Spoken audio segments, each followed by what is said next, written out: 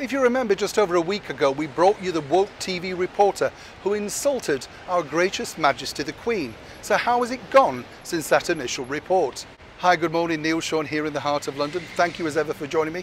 Thank you for the comments, and as ever thank you so much for the feedback. There are some stories that we all agree on, and particularly they get a groundswell of opinion. This story in particular really did get a lot of people angry, and rightly so. If you recall, about 7 days ago now, we had a situation with a breakfast TV presenter over here called Ranveer Singh.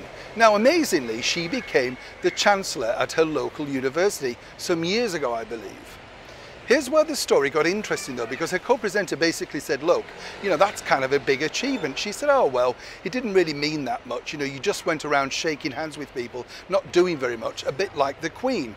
Naturally, a gaffe ensued, Twitter exploded, social media went around the world, and more importantly, we were all thinking, well, surely ITV, that's the company that broadcast this particular breakfast show, would get involved and actually say something. It's clear that ITV and Miss Singh herself are not huge fans of the British royal family.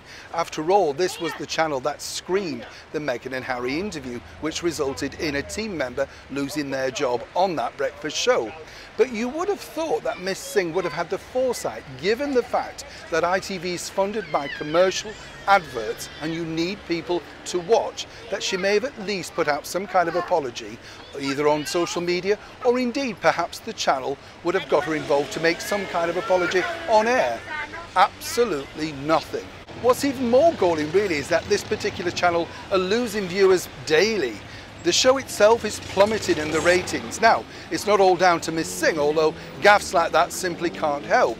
But I do kind of feel that the management at ITV should take a long, hard look at their opinionated presenters, and more importantly think, does this reflect the total views of the British public?